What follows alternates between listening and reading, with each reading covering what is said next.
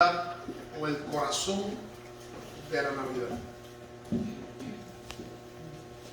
Mateo capítulo 1, vamos a leer los versículos desde el 18 hasta el versículo 23. Por favor, si pueden estar en pie.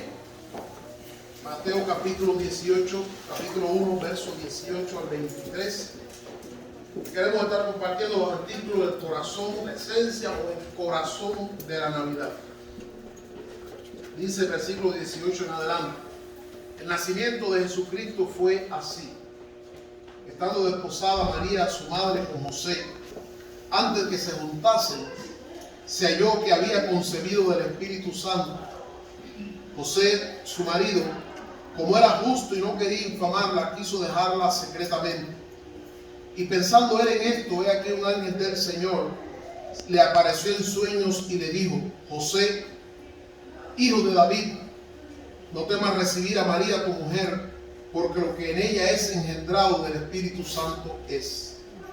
Y dará a luz un hijo, y llamará su nombre Jesús, porque él salvará a su pueblo de sus pecados. Todo esto aconteció para que se cumpliese lo dicho por el Señor por medio del profeta, cuando dijo: he aquí una virgen concebirá y dará a luz un hijo, y llamará su nombre Emmanuel, que traducido es Dios con nosotros. El corazón de la Navidad. Señora, pueden sentarse, hermano.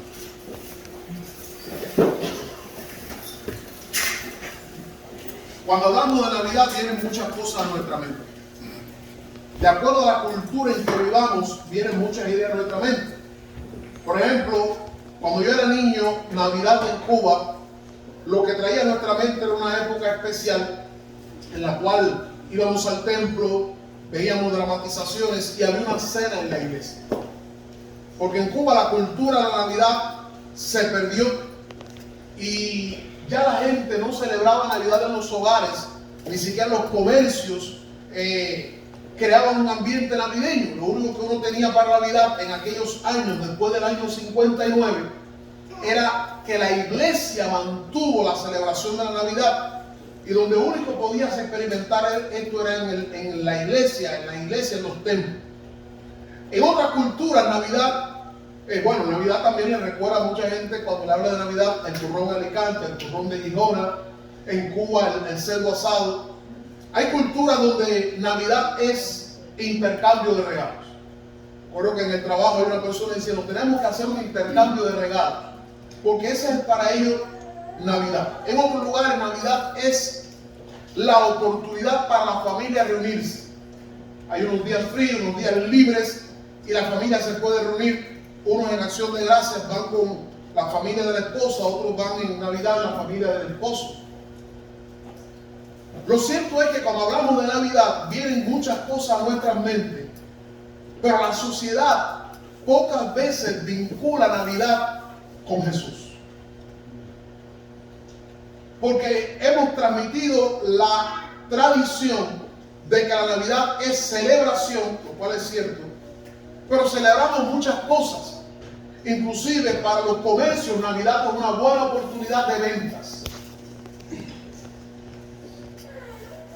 Por otro lado, hay otra corriente. Si bien es cierto que por un lado hay una mala interpretación de la Navidad, hay otra corriente de no muchos años atrás que se ha hecho popular en el mundo, independientemente de cuándo comenzó, pero en los últimos años se ha hecho muy popular en el mundo, y es la corriente de la negación de la celebración de la Navidad. O sea, la corriente que nos enseña que no hay que celebrar Navidad, basado en el simple hecho de que desconocemos a ciencia cierta la fecha del nacimiento de Jesús.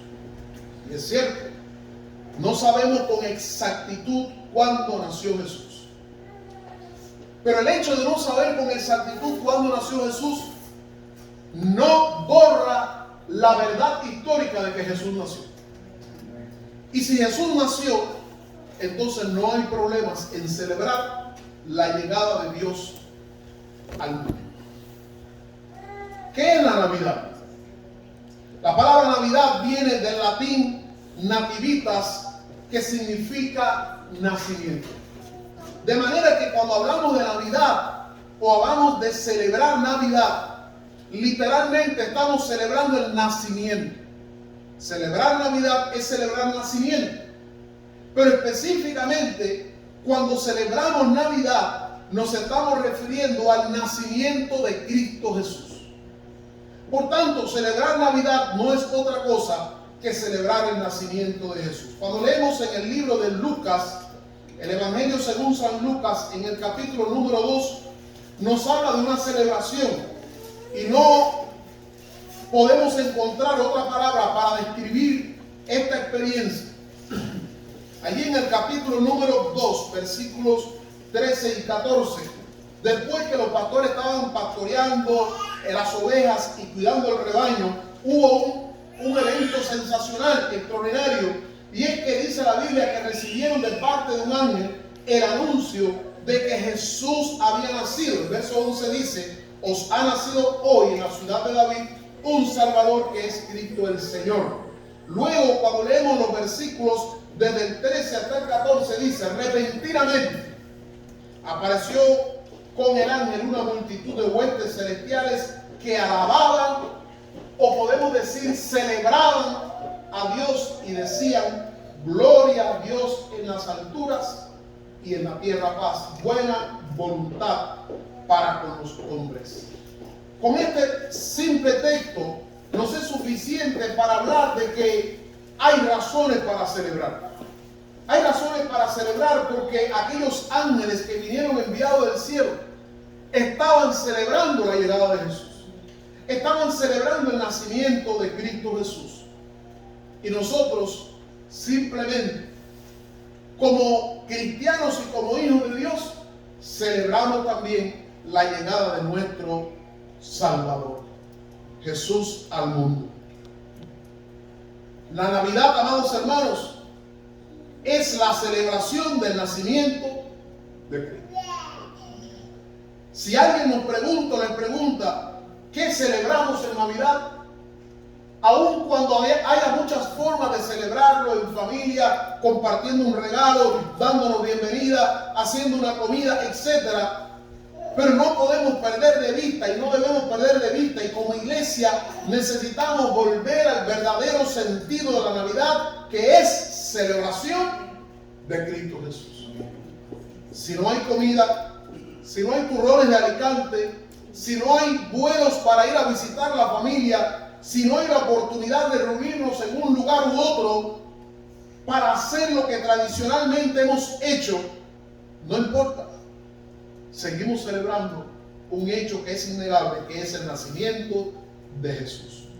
Recuerdo que en mi primer pastorado, en mi primer fin de año, estábamos planificando qué hacer en Navidad y fin de año para despedir esa época y comenzar el año nuevo. Y después que realizamos que preparamos todo el programa, se escribió todo, qué íbamos a hacer, un hermano que nos preguntó: pastor, ¿y no vamos a hacer año nuevo y año viejo? Así que yo me quedé en China esperando que alguien interpretara y me dijera qué era eso. Y el hermano me dijo: sí, pastor, porque sin eso no podemos celebrar el año nuevo. Entonces yo le pregunté qué era y él me explicó en una dramatización donde alguien hace de año viejo, otro hace de año nuevo, y entonces el año nuevo llega, no voy a decir lo que pasó, y desaparece el año viejo. Y me dijo: pastor, hay mucha gente que viene ese día al culto solo para ver eso. Entonces yo le pregunté: ¿y esa es la esencia del culto de fin de año? O sea, sin eso, ese culto no tiene sentido. Para muchos, el centro de la Navidad es el adorno, son las dramatizaciones, es el árbol de Navidad. Y mi pregunta es: si no tenemos un árbol, si no tenemos adornos, si no tenemos guirnalda, si no tenemos comida, ¿no es Navidad? La Navidad no depende de ninguna de estas cosas. La mentalidad comercial del mundo en que vivimos ha desarrollado en torno a un hecho una serie de costumbres y tradiciones cuyo enfoque egoísta más bien es el enriquecimiento, el aumento del comercio y muchas otras cosas, pero en nada tiene que ver Jesús. Aún Papá Noel ha llegado a sustituir a Jesús Y aún los cristianos a veces hemos entronizado a Papá Noel por encima de Cristo Jesús. Y cuando llega el momento de la Navidad, pensamos en el árbol que vamos a usar, en los adornos, aún en la ropa que vamos a estrenar, pero muy pocas veces pensamos en qué significa Jesús. Todo el año es bueno para meditar en esto, pero no hay como la Navidad para pensar qué significa Jesús y el amor de Dios para con nosotros. ¿Qué significa Navidad? ¿Cuál es el corazón de la Navidad? Para mí, el corazón de la Navidad es celebración. ¿Qué hacemos en Navidad? Es celebrar. La iglesia es un pueblo que celebra. Dios es un Dios que celebra. Desde el Antiguo Testamento encontramos a Dios celebrando cada una de las 3 fiestas judías, de las 3 grandes fiestas judías, que luego se subdividían en 7, eran celebraciones en las cuales cada judío debía participar. La Pascua, el Pentecostés, la trompeta, las primicias, etcétera. Cada una eran fiestas en que el pueblo venía, los judíos venían de todas partes y se reunían para celebrar. Y cada una de esas celebraciones apuntaba al Dios del universo. Dios era quien mandaba a su pueblo a celebrar. Porque la vida cristiana no es un funeral, ni es una experiencia de luto. La vida cristiana es celebración. Cuando llegamos al Nuevo Testamento, nos encontramos a Dios en ese espíritu de celebración. Cuando aquella mujer pierde su moneda y la encuentra, celebra. Cuando el pastor busca la oveja perdida, celebra. Y cuando aquel padre ve a su hijo regresar de la vida en que estaba, en que había caído, dice, celebremos también. Cuando llegamos al libro de Apocalipsis, se nos habla de un evento extraordinario. Y el nombre que se le da a ese evento es las bodas del Cordero. Y eso también es celebración. De manera que el Dios nuestro es un Dios de celebración. ¿Qué celebramos entonces en Navidad? Quiero que veamos 3 cosas a través de este pasaje. 3 cosas que celebramos en Navidad. En primer lugar, en Navidad celebramos la encarnación. La encarnación es el milagro posiblemente más grande de la historia. Es fácil para un ser humano querer ser Dios, aunque no llegue a serlo. Pero qué difícil es hacerse menos. Cuando leemos la palabra del Señor en Mateo capítulo 1, el versículo 18 dice: el nacimiento de Jesucristo fue así, estando desposada María, su madre, con José. Antes que se juntasen, se halló que había concebido del Espíritu Santo. Comenzó la encarnación. ¿En qué momento? En el momento en que Dios se hizo hombre a través de Cristo Jesús. Pensemos en ese milagro extraordinario. Cuando estudiamos al Dios de la Biblia, reconocemos atributos de Dios como su grandeza, su omnisciencia, su eternidad, su trascendencia. Dios es un Dios que no cabe en el universo. Dios es un Dios que no cabe en ningún concepto humano. Dios es un Dios que no puede ser limitado a una figura, a una pintura, a una escultura. Dios es más que todo lo que podamos pensar juntos. Los cielos de los cielos no pueden contener ni a Dios ni el concepto de Dios. Sin embargo, hay algo, muchas veces cuando leemos esta porción de que María concibió del Espíritu Santo, leemos el pasaje y eso continúa, pero tratemos de pensar de qué estamos hablando. No solamente la encarnación es grande, porque es el momento en que el Dios eterno, el Dios invisible, el Dios grande, el Dios creador, se humilla y se limita a ser un ser humano, a habitar en un cuerpo humano. Sino que estamos pensando en la encarnación, en todo lo que se desprende de Él. Pensemos en un Dios que no necesita alimento y ahora se humilla a depender de alimento. Pensemos en un Dios que no necesita espacio porque los espacios no lo pueden contener y ahora se limita a un espacio. Pensemos en un Dios. Recuerdo cuando estaba en el seminario que un pastor predicó y dijo algo y resultó chocante. Pero cuando nos pusimos a pensar dijimos, puede ser chocante, pero es real. Y él preguntaba, ¿por qué Jesús fue envuelto en pañales? Porque hacía frío, ¿no? No hay evidencia que fuera invierno. Cuando estudiamos el pasaje no era un invierno. ¿Por qué fue envuelto en pañales? ¿Por qué un niño es envuelto en pañales? Hay dos razones. Para protegerlo de la temperatura. Pero hay una segunda razón que es muy común. ¿Por qué un niño es envuelto en pañales? Porque se hace pipí y se hace caca. Y la pregunta es, ¿el Dios del cielo se humilló a eso? Sí. ¿Cuánta humillación de nuestro Dios? De no solamente dejar su trono de gloria, sino humillarse a ser un ser humano y vivir como un ser humano. Con nuestras limitaciones y nuestras necesidades. Esa es la encarnación. Es el acto por medio del cual Dios se hizo hombre y habitó entre nosotros. Dice Filipenses capítulo 2 verso 8 al 9 que siendo igual a Dios no estimó ser igual a Dios como cosa que aferrarse, sino que se despojó a sí mismo y tomó forma de hombre. Literalmente, amados hermanos, cuando hablamos de la encarnación o la palabra encarnación significa representar a alguien en forma material. ¿Qué es lo que hizo Dios? Dice la palabra del Señor que Dios se hizo hombre, tomó forma de hombre, se hizo hombre y habitó entre nosotros. Por una sola razón, y la razón es por amor. La razón es por amor. Por eso dice la Biblia que Jesucristo fue tentado en todo, pero sin pecado. Él puede compadecerse de nosotros, porque no está hablando como un Dios que desconoce nuestras vivencias, nuestras realidades, sino que está hablando como un Dios que vivió con nosotros, que vivió entre nosotros, que se sometió a nuestras mismas limitaciones humanas y nos entiende perfectamente. Y dice la Biblia, por tanto es poderoso para socorrernos cuando somos tentados.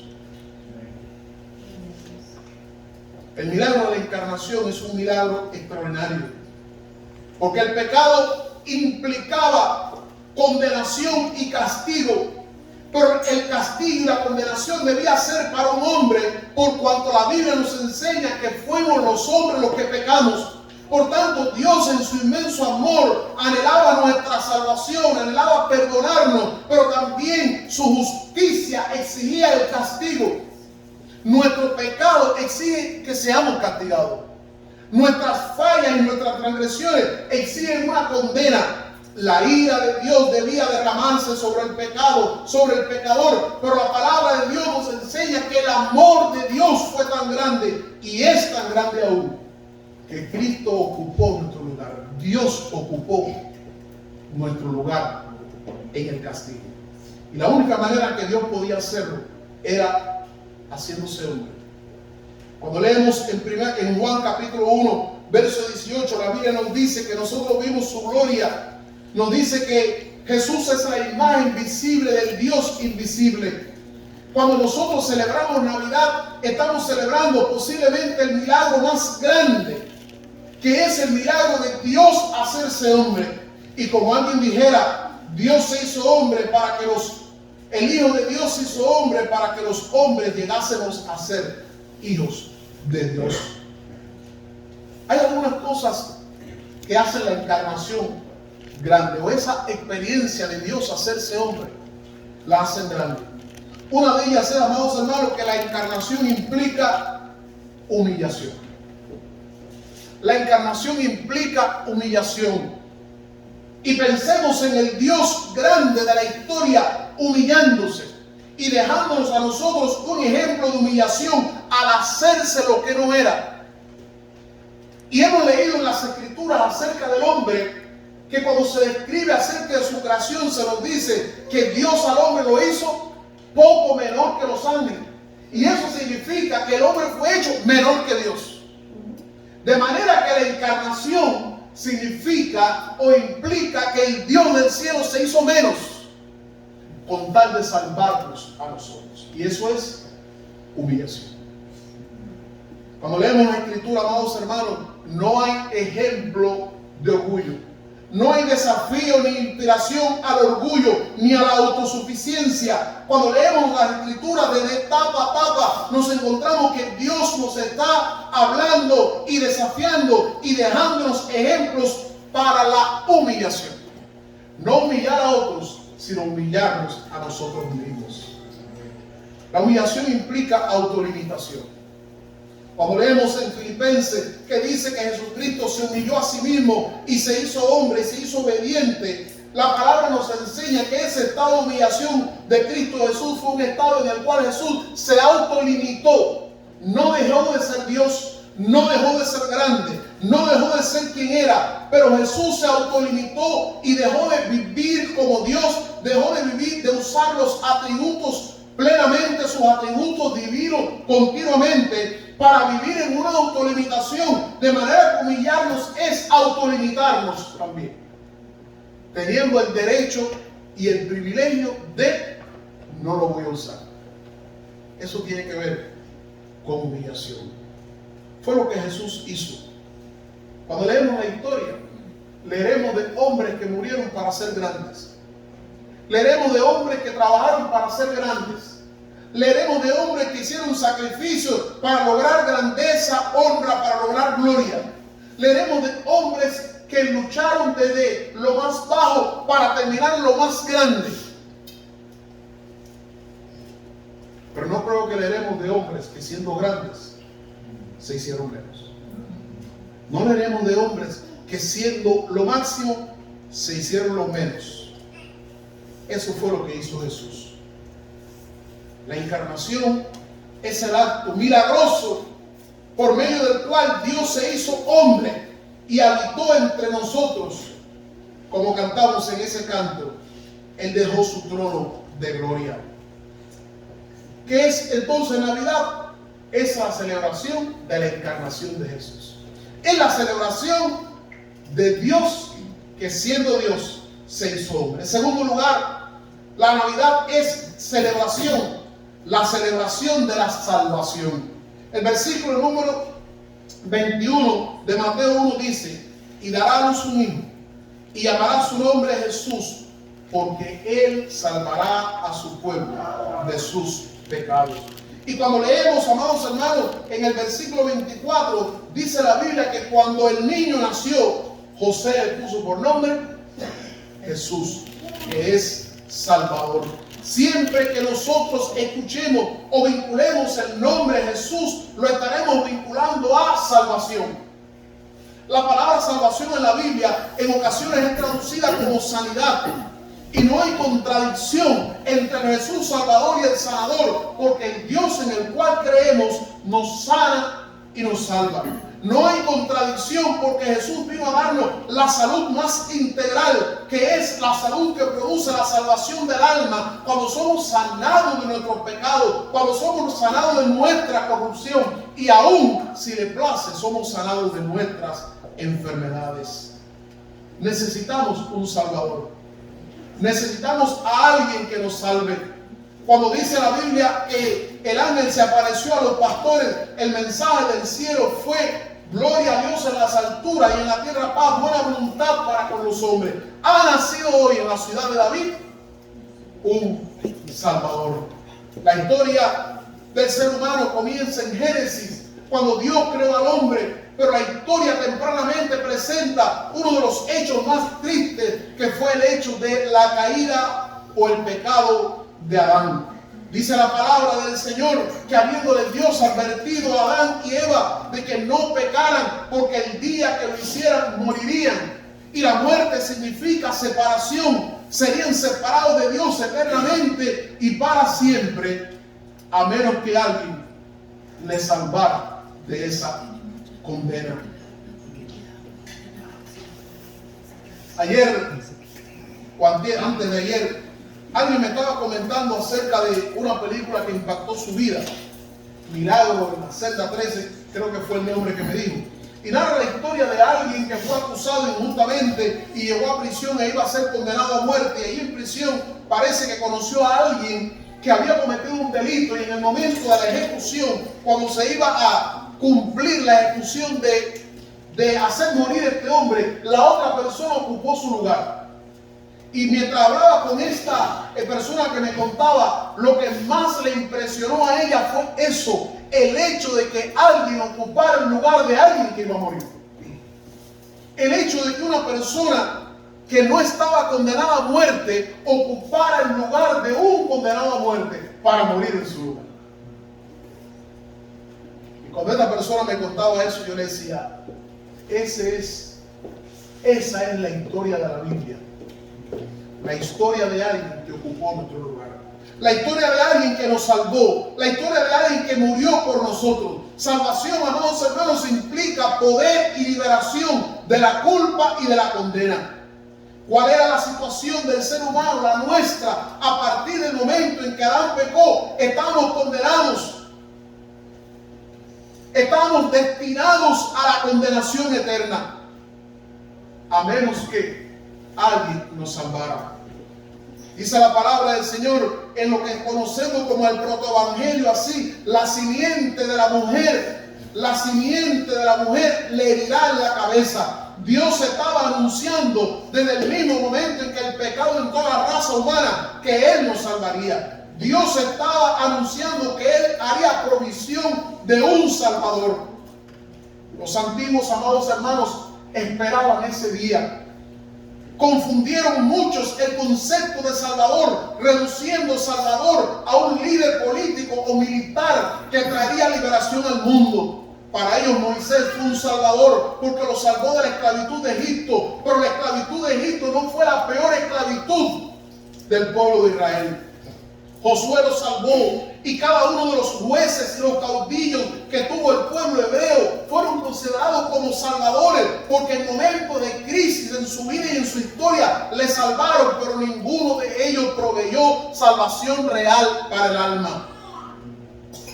Cuando Simeón se presentó al templo y encontró al niño Jesús, la Biblia dice que lo tomó en sus brazos y dijo: despide ahora a tu siervo. Puedo morir en paz, porque han visto mis ojos al Salvador. La promesa de Dios se había cumplido. Esperábamos un Salvador. Como decía el líder de las Naciones Unidas, que el mundo necesitaba un Salvador, no importa de dónde viniese. Dios sabía que el mundo necesitaba un Salvador. La historia lo que hizo fue mostrar, amados hermanos, que a través de las obras no podían ser salvos, que ningún ser humano podía salvarle, que nadie podía traer redención. En otras palabras, que nadie podía traer perdón, que nadie podía traer liberación, que nadie podía traer redención al alma humana de la condenación eterna. La profecía de Isaías que leímos al iniciar el culto tiene su cumplimiento en Jesús. No habrá siempre oscuridad. Y aunque se refería a una ciudad, a un país y a un pueblo, esa palabra puede ser aplicable a todo ser humano. No habrá siempre oscuridad para aquel que un día decide poner su fe en Cristo Jesús. Porque en Cristo Jesús tenemos el Salvador prometido. A través de Jesús somos salvos de tres cosas. Somos salvos en primer lugar de la condena del pecado. Hay condenación y la Biblia dice: no hay condenación para los que están en Cristo Jesús. Pero la Biblia dice también que por cuanto todos pecamos, estamos destituidos del reino de Dios. Por tanto, amados hermanos, en Cristo Jesús encontramos salvación de la condenación del pecado. Automáticamente, cuando hemos encontrado en Jesús nuestro Salvador y nuestra fe puesta en Él, hemos sido liberados de la condena del pecado. Por eso la Biblia dice a través de Jesús, aquel ladrón en la cruz: ladrón arrepentido, hoy estarás conmigo en el paraíso. En Cristo Jesús no solamente encontramos salvación de la condena del pecado, en Cristo Jesús encontramos salvación del poder del pecado. Cristo no solamente nos salva de esa condenación que pesaba sobre nosotros o sobre cada uno de nosotros, también Cristo nos salva del poder más grande que existe en este mundo, el poder maligno más grande que existe en este mundo, que es el poder del pecado. Muchas veces cuando hablamos del pecado y preguntamos qué es pecado, las respuestas típicas nuestras son: pecado es mentir, es robar, es adulterar. Es importante que sepamos que estas son manifestaciones del pecado. Pero el pecado es mucho más que eso. Pudiésemos conceptualizar el pecado como una fuerza maligna que esclaviza al hombre y le lleva a la condenación eterna. Es una fuerza, es un poder del cual el apóstol Pablo hablaba y del cual han sido esclavos cada ser humano en este mundo. Y solamente un poder puede ser roto con un poder mayor. Por eso cuando hablamos de Jesús, hablamos no solo del que me salva de la condena, porque Él llevó nuestro castigo. También hablamos del que nos salva del poder, porque Él es el Dios poderoso, a quien la muerte no retuvo. Y al vencer la muerte, venció el pecado también. En Cristo Jesús somos salvos del pecado. Por eso, amados hermanos, no hay necesidad de vivir en esclavitud del pecado. Y aun cuando en muchos momentos de nuestras vidas podemos ceder al pecado, y en momentos de nuestra vida fallamos ante el pecado, y en momentos de nuestra vida el pecado nos domina, no nos puede esclavizar, porque Cristo Jesús ha vencido el poder del pecado. No necesitamos vivir, como dice la palabra del Señor, volver a la esclavitud, porque en Cristo Jesús somos libres. Amén. Libres, completamente libres. Amén. Y Jesús nos ha salvado de la condenación del pecado, del poder del pecado, y nos salvará de la presencia del pecado. Porque dice la Escritura que un día estaremos viviendo en un lugar donde no habrá muerte, ni llanto, ni tristeza, ni dolor, ni nada, porque esas cosas habrán pasado. Porque seremos llevados a un lugar que la Biblia describe, es un lugar nuevo preparado para nosotros, donde el pecado no tendrá parte ni presencia. Las palabras del ángel fueron: os ha nacido hoy un Salvador, y llamarás a su nombre Jesús, porque Él salvará a su pueblo de sus pecados. Es importante, amados hermanos, esto. Hoy en día se predican evangelios diferentes, y uno de ellos nos habla de que Jesús nos salva de la pobreza, haciéndonos creer que la esencia de la vida cristiana y la relación con Dios es volvernos a ser ricos y dejar de ser pobres. Otras personas predican un Cristo que nos salva absolutamente de la enfermedad, de tal manera que un cristiano no puede estar enfermo jamás, porque Cristo ha venido para salvarnos de la enfermedad. Otros hablan de que Cristo es el Salvador de la pobreza como una expresión de los sistemas sociales fallidos. De ahí entonces la teología de la liberación, la teología de la lucha armada, la teología que nos enseña que la causa de la pobreza y de los males en el mundo es la diferencia entre pobres y ricos, son los problemas políticos, y por tanto la lucha armada es necesaria para lograr una liberación absoluta. La Biblia nos enseña, amados hermanos, que Jesucristo no vino para crear una reforma política, no vino para crear una reforma simplemente social, económica. Jesucristo vino como Salvador para salvarnos de nuestros pecados. Amén. Y cuando Cristo venga a levantar a su pueblo, terminará la pobreza, terminará la injusticia social, terminará las expresiones incorrectas de política, terminará el hambre, terminará todo. Pero cuando Cristo venga, pero ahora lo que sí va a terminar es el pecado como agente que domina en el corazón del hombre cuando aceptamos a Cristo como Salvador, porque Él vino a liberar a su pueblo de sus pecados. Amén. No de otra cosa. Amados hermanos, celebramos la encarnación de Jesús, celebramos la salvación, y celebramos en último lugar, en Navidad, celebramos la reconciliación. El versículo 23 dice: he aquí una virgen concebirá y dará a luz un hijo y llamará a su nombre. ¿Qué significa? ¿Cuál era la realidad? ¿Cuál es la realidad del hombre a partir del Edén? Cuando vamos al libro de Génesis, encontramos una brecha muy grande. Y la brecha es esta. Dios dijo a Adán: el día que comas morirás, o sea, te separarás de Dios. Quedarás separado de Dios. Satanás le dijo a Adán, a Eva: Dios sabe que el día que comas no morirás, o sea, no te separarás, sino que llegarás a ser como. La alternativa de Satanás para que pecaran fue crear el sueño de que podemos llegar a ser como Dios. Pero Dios no se equivoca y su palabra fue: seremos separados de Dios. Porque Dios es santo y no es compatible con el pecado.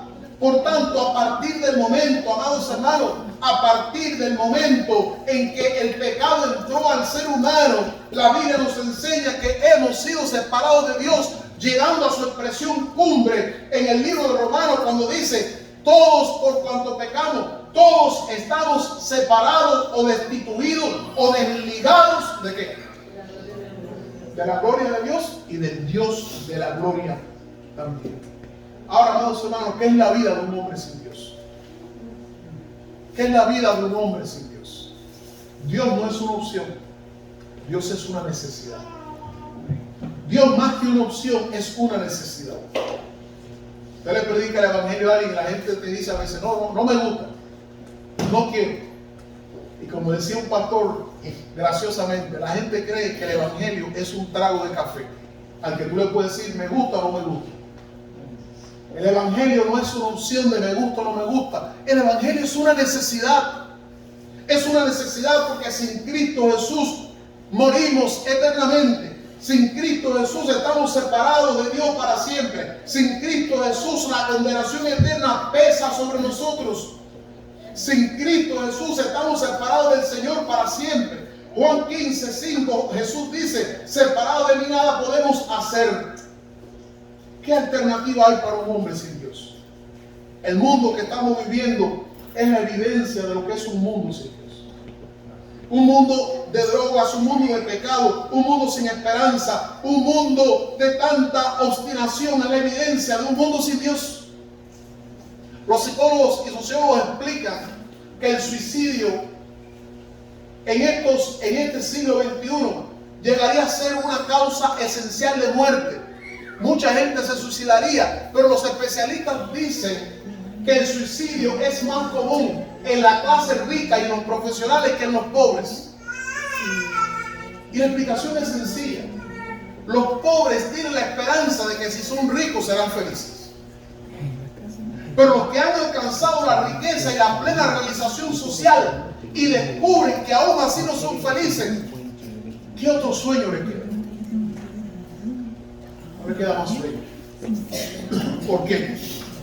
Porque ni la educación, ni la riqueza, ni la cultura, ni siquiera la familia puede llenar un vacío que solamente Dios llena en la vida. Por eso es que sin Dios sentimos que falta algo. Por eso es que el ser humano, cuando no tiene a Dios, trata de inventar y crear un Dios, porque necesita un Dios en su vida. El asunto es que no necesitamos un Dios, sino necesitamos al Dios del cielo. ¿Qué hizo Dios en Cristo Jesús? A partir del momento, amados hermanos, en que Adán pecó, ocurrió una verdad. Cuando leemos en Génesis capítulo 3, dice que una vez que Adán pecó y Dios descendió al huerto del Edén, dice la Biblia que Dios llamó a Adán. Siempre Dios nos llama, es Dios quien llama. Dios llamó a Adán y al llamarle, Adán respondió: oí tu voz en el huerto y... ¿pero qué pasó? Me escondí. Oí tu voz en el huerto y me escondí. Hay una doble realidad. Una vez que el pecado entra en la vida, no solamente nos alejamos de Dios porque Dios se aparta del pecado, sino que nos escondemos y separamos de Dios. Y la vida del hombre en esa condición significa que caminaremos solos en la vida. Por eso son nuestros errores, nuestras desgracias, nuestros males. Por eso los inventos que hacemos muchas veces resuelven un problema, pero crean 10 problemas más. Porque estamos solos. ¿Cuál es la alternativa? Que Dios camine con nosotros. ¿Cuál es la alternativa? Que Dios camine con nosotros, que Dios venga a nuestro hogar, que venga a nuestra vida. Y dice la palabra, amados hermanos, que después de todo ese peregrinar por la vida solitario, sin Dios, recordando que solamente el pueblo de Israel les iba bien cuando Dios estaba con ellos. Recordamos que lo que le dijo Dios: si no quitan el anatema, me apartaré de ustedes. Dios, amados hermanos, es la alternativa. Y es la única seguridad que tenemos de que nos vaya bien, que Dios esté en nuestro corazón, en nuestra vida y en nuestros planes. Amén. Pero al vivir en el pecado, Dios estaba fuera. Porque es o Dios o el pecado. Los dos no pueden estar juntos. Y dice aquí: he aquí una virgen concebirá y dará a luz un hijo, y llamará su nombre Manuel. ¿Saben por qué? Porque Jesús es la alternativa para que Dios vuelva a caminar con nosotros. No para que nosotros simplemente vayamos a Dios, sino es la alternativa para que estemos y permanezcamos conectados con Dios. Jesús dijo: separado de mí nada podéis hacer. Segundo a los Corintios capítulo 5. Segundo a los Corintios capítulo número 5. Dice la palabra del Señor a partir del verso 17. De modo que si alguno está en Cristo, nueva criatura es. Todas las cosas viejas pasaron, y aquí todas son hechas nuevas. Y dice, verso 18, todo esto, ¿de dónde viene? De Dios. No es humano. Esto proviene de Dios. Y dice algo tremendo: quien nos reconcilió consigo mismo por Cristo Jesús, y nos dio a nosotros este ministerio de la reconciliación. Dios estaba en Cristo reconciliando consigo al mundo, no tomándoles en cuenta a los hombres sus pecados, y nos encargó a nosotros la palabra de la reconciliación. Así que somos embajadores en nombre de Cristo, como si Dios rogase por medio de nosotros, o rogamos en nombre de Cristo, reconciliados con Dios. Al que no conoció pecado, Jesús por nosotros lo hizo pecado, para que nosotros fuésemos hechos justicia de Dios en él. Y quiero recalcar esto: Dios nos reconcilió consigo. Y quiero aclarar esta idea. Estamos peleados con Dios. Si Dios habla de reconciliación, significa que estamos peleados. Estamos peleados. Un hombre sin Cristo está peleado con Dios. Aunque un hombre sin Cristo diga: yo soy cristiano, yo tengo fe, Dios me escucha. Aunque un hombre sin Cristo pueda jactarse de cualquier cosa, la verdad del cielo para la tierra es que un hombre sin Cristo está peleado con Dios, enemistado con Dios. No importa quién sea, no importa si soy hijo de cristiano, de pastores, de quien sea. Si estoy sin Cristo, estoy enemistado con Dios. Y dice la Biblia: Dios nos reconcilió con Él. Aunque nosotros somos los responsables, Dios dio el paso humillándose de buscar. Qué tremendo es eso. Qué tremendo. Cuando nosotros sabemos que nos han ofendido, ¿qué decir? Si no viene, no lo perdono. Si no me busca, yo buscarlo no. Si quien me ofendió fue él o ella, quien hizo fue él o ella, quien hizo. Pero el ejemplo bíblico es: si tu hermano te ofendió, tiene algo contra ti, deja tu ofrenda y ve tú y reconcilia. ¿Y sabes por qué Dios dice eso? Porque Él lo hizo primero. ¿Por qué Él lo hizo?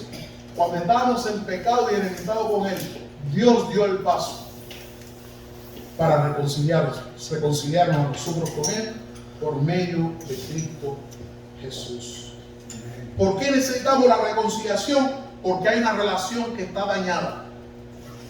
Hay una relación que está dañada, y es nuestra relación con Dios. Cristo Jesús, al nacer en este mundo, nació para reconciliarnos con Dios. Nació no solamente para darme perdón de mis pecados, para librarme de la condenación eterna, nació también para reconciliarme, como dice Romanos 5:1, justificados pues por la fe tenemos paz para con Dios. Volvemos a tener paz porque hemos sido reconciliados con Dios. Así que resumo esto en estas tres verdades. ¿Qué es la Navidad? Es una celebración. Celebremos en el nombre del Señor. Gocémonos y alegrémonos. Expresemos nuestro buenos deseos y celebremos, sí. Si usted quiere celebrar con un cerdo asado como el cubano, hágalo. Si quiere hacerlo con tortillas, hágalo. Si quiere hacerlo con tamales, hágalo. Hágalo dentro de lo que Dios aprueba. Pero celebre al Señor. Ahora bien, siempre que celebremos, recordemos que la esencia de una celebración no es la celebración en sí misma, sino es el objeto de nuestra celebración.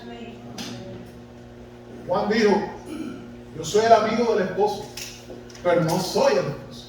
En una boda, el esencial no es el padrino, es la novia, es el novio. Ellos son el centro, la foto va hasta allí, hasta esa persona. Una vez alguien me dijo, una persona me dijo: es tan, pero tan excéntrico que fue a un funeral y quería ser el muerto para que todo el mundo lo mirara. Recordemos que cuando celebramos Navidad, la esencia no es la celebración, la esencia es Jesús. Amén. Celebramos a Cristo.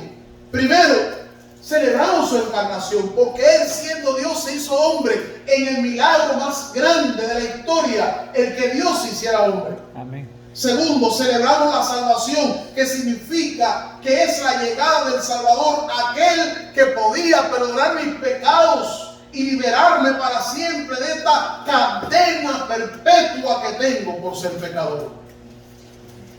¡Cuánta esperanza regresó! Por eso es que Simeón puede decir: despide a tu siervo en paz, porque ahora hay esperanza. Con Cristo Jesús llegó la esperanza. Recuerdo que cuando ocurrieron los cambios revolucionarios en Cuba y durante la guerra, la guerra de los años de la primera parte del siglo XX, mucha gente vio en Hombre la esperanza, vio en el presidente las esperanzas, vio en el joven Fidel Castro las esperanzas.